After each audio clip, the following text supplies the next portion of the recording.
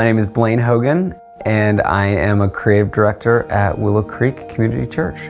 I am an actor, an artist, a curator, a dad, husband, and I'm just trying to be a good human.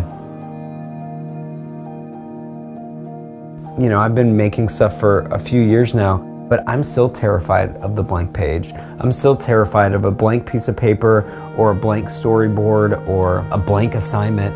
When I'm making a thing, I want to try and start in a place where I am moved first. Oftentimes people are asking the question like, how do we move the audience? That's not the best first question. The question I want to ask and answer first is what moves me? Because if I can find a place inside of me that is emotionally alive, then that is going to carry over into helping the audience feel that as well. Back in the 70s, Twyla Tharp, a world famous choreographer, would have a big cardboard box. Anytime she came across something that inspired her, she would rip it out of the magazine or an article from a newspaper. She would constantly be filling this box with all these bits that moved her.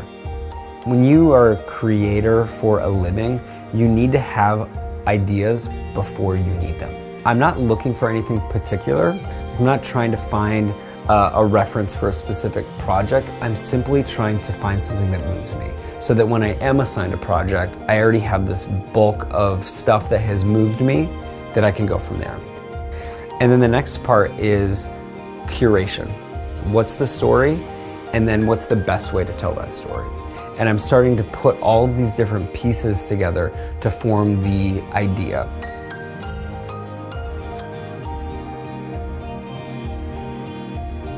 And then from there, it's just like the boring work of spreadsheets. Creating a schedule, creating a timeline, finding a team, sourcing a location. I feel like my job as a director is, yes, to help cast vision, but my role really is a pastor. My job is to help everyone on set feel safe and comfortable so that they can feel freed up to do their very best work.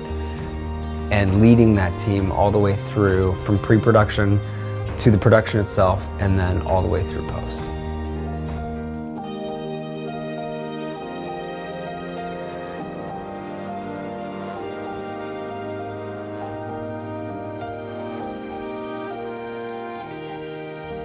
I'm always at the end of a shoot trying to find a way to pull the crew together and thank them in a way that feels meaningful. I want to acknowledge that what we just did was really hard.